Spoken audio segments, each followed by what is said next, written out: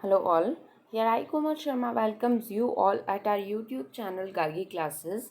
So today I am going with another poem of John Donne, the metaphysical poet, The Good-Morrow. Till now we have discussed the two poems of John Donne, which are The Canonization and the sonnet Death Be Not Proud. And this one is the third given poem into our syllabus of UPSC mains optional English literature. So now today we are going to study, or we are going to discuss all about this particular poem, The Good-Morrow, which is also comes into the genre of metaphysical poetry, which is written by John Donne, the metaphysical poet, of course. So, without taking much time, I am moving ahead with the introductory part of the poem. So, before moving ahead towards the particular text of this particular poem, I would like to here introduce the basic poem so that you would easily come to know or get the meaning of the particular text which is given here into our syllabus. Alright then, so here I am leading with the particular introduction of this particular poem, The Good-Morrow by John Donne. Alright then, so The Good-Morrow is a poem by John Donne published in 1633 from the collection of songs and sonnets. So, Good-Morrow is a poem written by John Donne, and this poem basically published in 1633, posthumously, of course, after the death of John Donne, from collection songs and sonnets. Basically, John Donne wrote or published a collection of works, collection of poems, which he named as songs and sonnets, basically. Among all those collections of poems, this particular poem, The Good-Morrow, is extracted into our syllabus. Alright then, so the poem is one of his earliest work and is thematically considered to be the first work in songs and sonnets. Basically, this particular poem is the earliest work by John Donne, and this poem, The Good-Morrow, is thematically considered to be the first work in songs and sonnets. So, Good-Morrow is the first works in the collection Songs and Sonnets. The Good-Morrow is written from the point of view of an awakening lover and describes the lover's thought.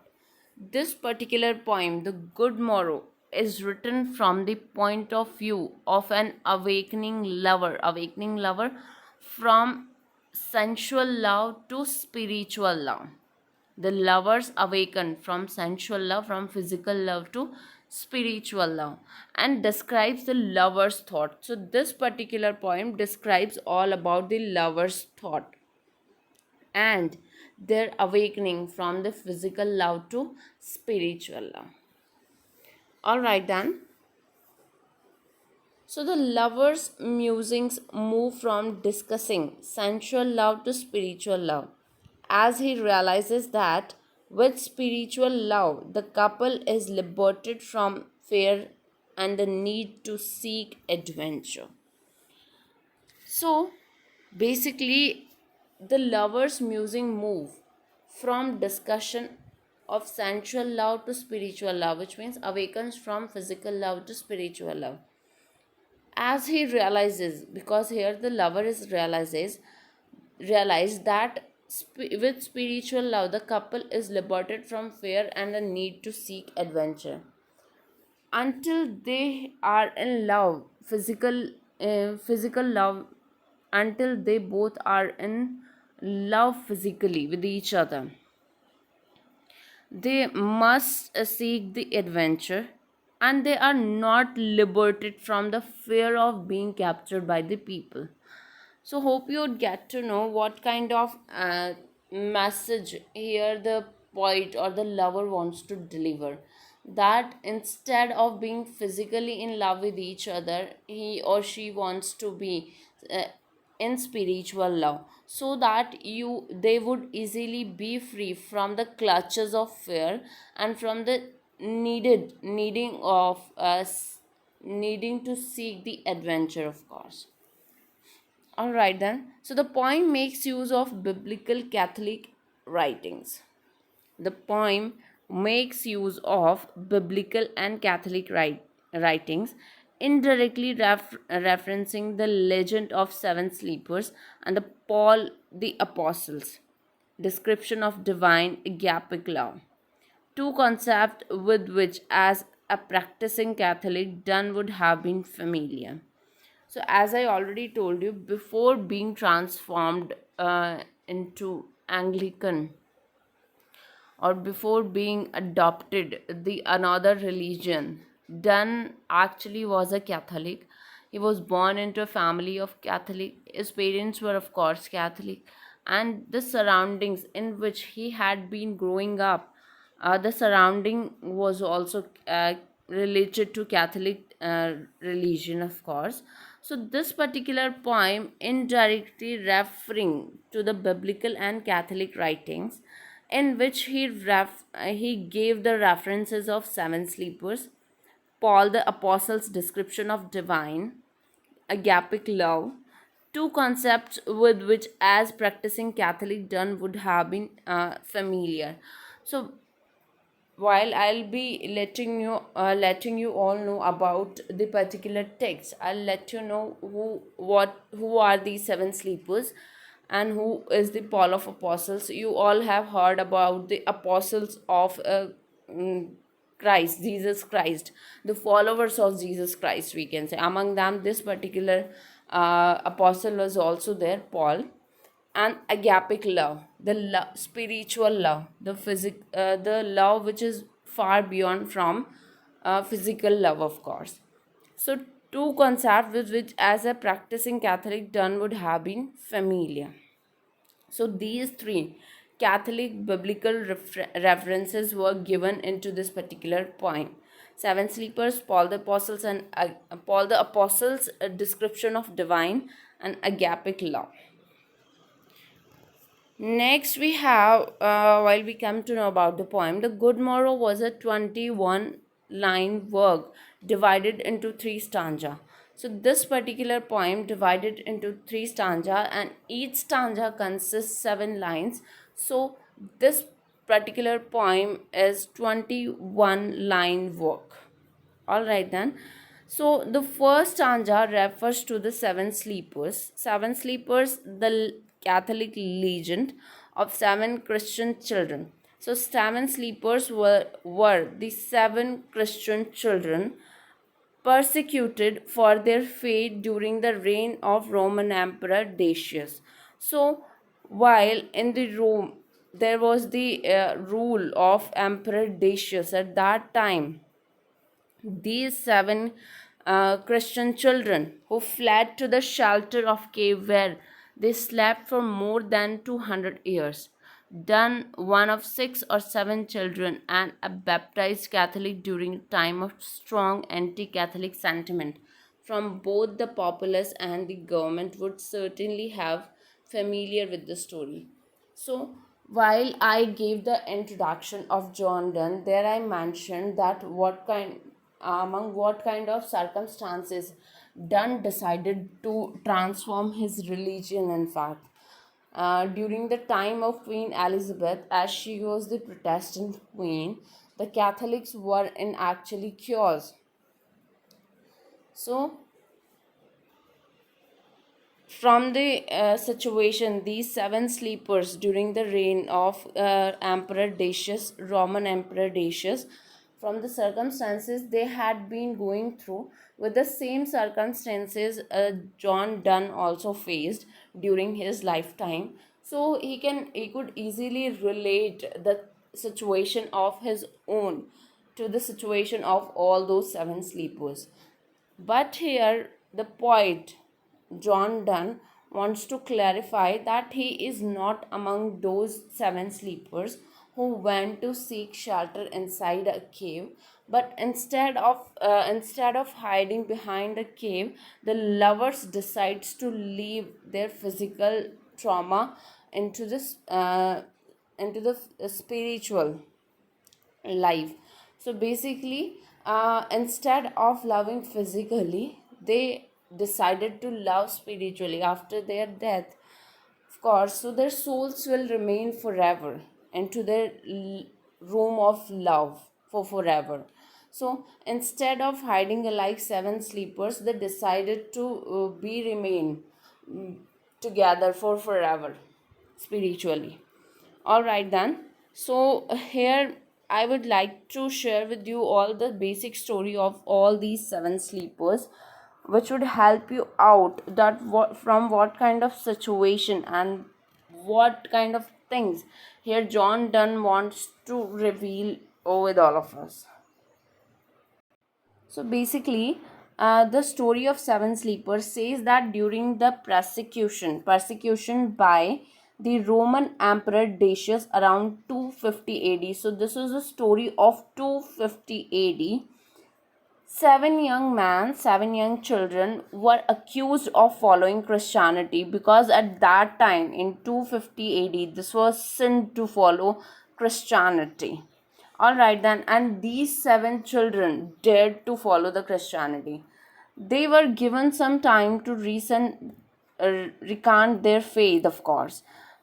Basically, at the reign of King Decius, this was sent to follow the Christianity, and these seven children accused of following Christianity, but they were also given some time to recant their faith, to transform their faith, or to just adopt the faith which they people had, which the king had, of course.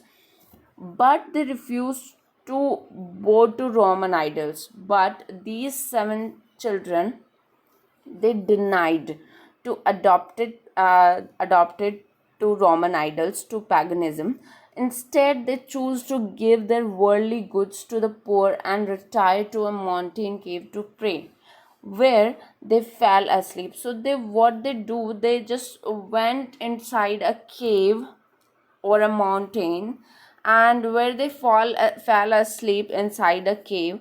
And the emperor, seeing that their attitude towards paganism had not improved, ordered the mouth of the cave to be sealed. All right. And Decius died in 251 AD, and many years passed, during which Christianity went from being persecuted to being the state religion of the Roman Empire. At some time later, usually given as during the reign of Theodosius II from 408 AD to 450 AD. In 447 AD, when heated discussions were taking place between various schools of Christianity about the resurrection of body in the day of judgment and life after death, a landowner decided to open the sealed mouth of the cave, thinking to use it as a cattle pen. He opened it and found the sleepers inside into that cave particularly. They awoke. These all seven sleepers, or the seven children, after 200 years awoke, imagining that they had slept but one day, and sent off their numbers to Ephesus to buy food, with instructions to be careful. Upon arriving in the city, this person was astounded to find buildings with crosses attached. The townspeople, for their part, were astounded to find a man trying to spend old coins from the reign of Decius. The bishop was summoned to interview the sleepers, the seven children. They told him their miracle story and died praising God. The various lives of the seven sleepers in Greek are listed till now. So, this was the whole story of the seven sleepers, which was an reference given into this poem particularly by John Donne. So, in the first stanza, the poet refers to the seven sleepers. Hope you get to know what kind of thing here John Donne wants to deliver. That alike all those seven sleepers, John Donne also had been going through with the same situation, as Catholicism was not allowed to adapt as a religion while there was the reign of Queen Elizabeth, who was a Protestant. So, the Catholic legend of seven Christian children persecuted for their faith during the reign of Roman Emperor Decius, who fled to the shelter of a cave where they slept for more than 200 years. Donne, one of six or seven children, and a baptized Catholic during a time of strong anti Catholic sentiment from both the populace and the government, would certainly have familiar with the story. So the situation in which John Donne was this similar to the seven sleepers situation, of course. So in the first stanza, he gave the reference to these seven sleepers. But unlike seven sleepers, the lovers do not want to fled or hide themselves inside a cave. Instead, they want to awaken into their spiritual love so that they can remain for forever. In the very second stanza, what happened is the speaker experiences a sense of wonder having awoken in bed with his lover. He makes the discovery that their love makes finding new worlds pale in importance. Souls also awake, not just bodies, as if called by love from the sleep of ordinary life and mere lust. In the second stanza, the poet wonders while he is awakening along with his lover into a bed, and he makes the discoveries that their love makes finding new worlds, that their love is able to find the new worlds, and their souls also awake, not just bodies awake but souls awake, as if called by love from the slip of ordinary life and mere lust. In the third stanza, what happened is, in the third stanza shows the speaker communicating to his lover that they have proceeded from their former childish pleasure to this moment. Now, in the third stage, the speaker shows and he tries to communicate with his lover that they have succeeded from their former childish pleasure to this moment where their souls have finally awakened. Something miraculous has happened because the speaker feels the sort of love that Paul the Apostle, the follower of Jesus Christ, claimed would only be encountered in heaven. So here the reference of Paul of Apostle was being given, who was the follower of Jesus Christ and who claimed that such kind of love, the love of souls or the spiritual love, claimed would only be encountered in heaven only. So this was being claimed by the Paul of Apostle, that such kind of spiritual love only be encountered in heaven. So into third stanza, the poet gave the reference of Paul of Apostle and his divine scripture of love and his claim, of course. In the last two lines of the poem, while the version found in songs and sonnets includes this passage as the last two lines. So the last two lines are other manuscripts, and a later volume of poetry give the last lines as, if our true love be one, both thou and I love just alike in all, none of these loves can die. So these both of these lines found in songs and sonnets include this passage as the last two lines. Other manuscripts and a later volume of poetry give the last lines as.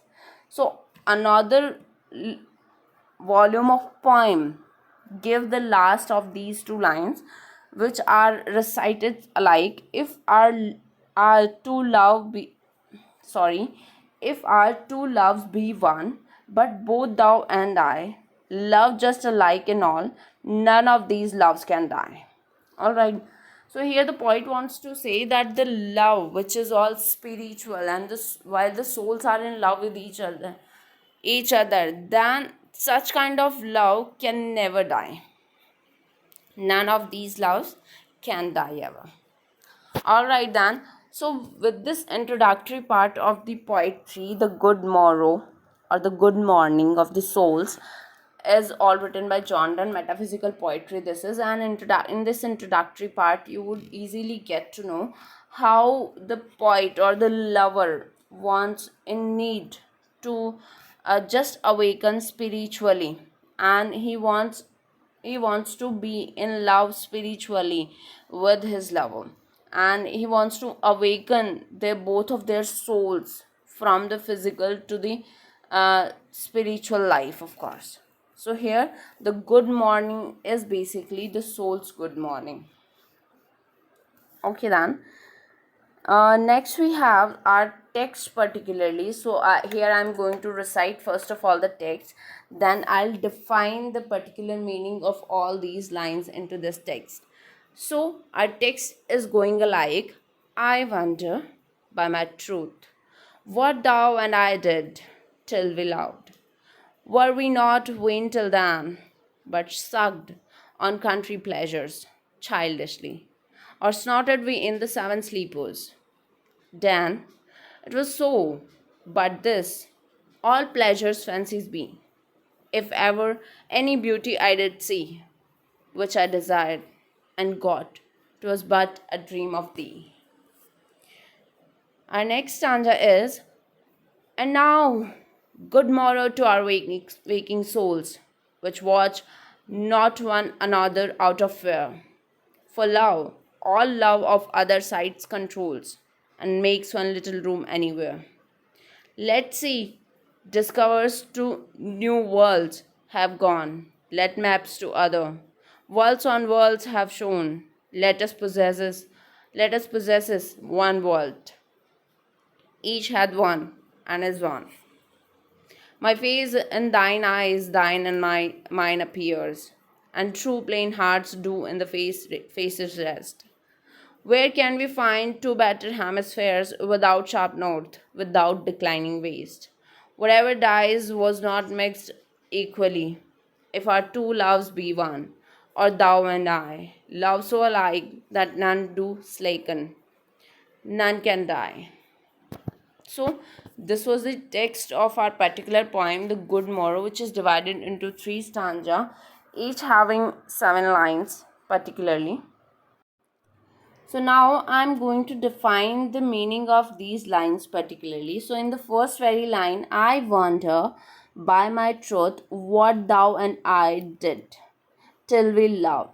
So here the lover asked to his beloved that what did you and I even do before we were in love. Later he says, were we not weaned till then? He says, he asked his beloved, were we still breastfeeding? Were we still the child? Or were we still in the mode of our bringing, in the childish mode? Then he said that, but sucked on country pleasures childishly. Did we only enjoy simple childish things? Or snorted we in the 7 sleepers' den, or were we fast asleep with the 7 sleepers? So next he says, that was so, but this all pleasures fancies be, if ever any beauty did see, which I desired and got was but a dream of thee.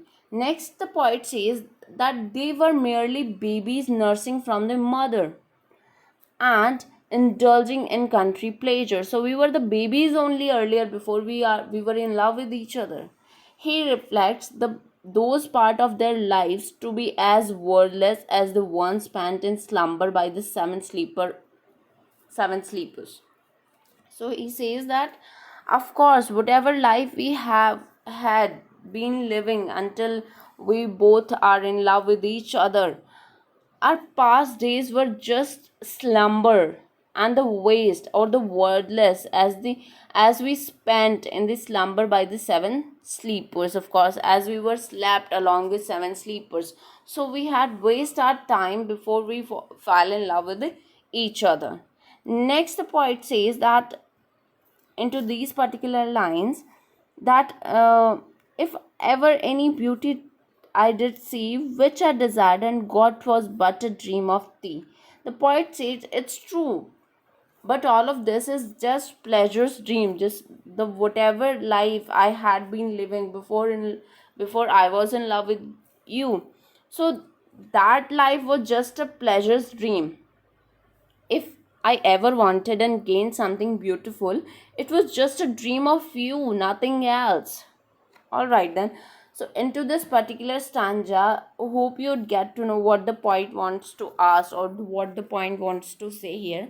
That before they both fell in love with each other, whatever life they had been living separately, the life was all worthless, and the whatever spam they had been living without each other was just worthless, as they had spent that their life into the slumber, or as if they were sleeping beside seven sleepers. All right then. And later on he confronts that yes, of course, all those pleasures of childhood are just fancies, and if I ever did come to see the beauty which I wanted, it was just a dream of you only. So only the dream of you made me feel the scene of beauty around me. Otherwise, all things were just waste or wordless in my life.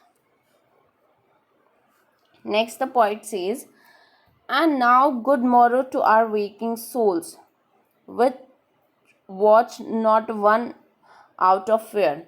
For love all love of other sides control, and makes one little room and everywhere. So here the poet says, and now finally the good morning to our souls, because our early life was just wordless and into the fancy we were living. But now, as we are awakening and our souls finally faces the good morning, they do not watch each other out of fear. Now they are not in condition to look into each other's eyes as they are in fear. There's no need for jealousy at all. Love makes it so that we don't need to look at anything except each other. As now we are together, so we don't need to look apart from each other. And it makes one small room as wide as the world. And our love makes the world inside our the room only. Our room makes world for us. Next he says, let sea discovers to a new world have gone. Let maps to other world on worlds have shone. Let us possesses one world, each hath one and is one. Next he says that let the explorers, let the people who discovered the world cross the ocean to discover new world. Let other people make maps, charting world upon the worlds, and let us have just one world. Each of us is a world, each of us is a world, and so each of us has a world. So here the poet says that we don't need to go with all those people who are discovering the seas, who are discovering the world, crossing seas, and who are making the charts, uh, who are just portraying the world upon worlds. But here we together, you and I, make the world of our own into this particular room, into the sphere of this room only. And we don't need to go with all those people who are exploring across the oceans another world. We here only with each other find our new world. Into the next stanza, the poet wants to say that my face in thine eyes, thine and my appears. He says that my face appears in your eye and your face appears in my eye. A true plain heart do in the faces rest, and the truth of our hearts is visible in our faces. Where can we find two better hemispheres? Where can we find two better globes? Without sharp north, without a declining west, without the cold of the north, or without the darkness of that comes when the sun sets in the west. Next it says, whatever dies was not mixed equally. When something dies, he said that when something dies, it dies because its parts were not appropriately mixed with each other. If our two loves be one, or thou and I, he says, but our love are so perfectly matched that we have become one, that thou and I love so alike, that none do slacken, none can die. And thus our love will not lose its power and will not die ever, because now we are beyond the physical love with each other. Our souls have awakened, and now our souls are in love with each other, and our souls have made their own world apart from the worlds which have been discovering by the explorer across this ocean. All right then. So this is all about our poem and about the particular text of the poem. So I have discussed here all about the introductory part of the poem and about the text. So I have given the meaning of this particular text, just translation of this particular text I have done right now. So all these information, the introductory part and the line by line summary of this particular poem I have delivered here. So for today this is all enough.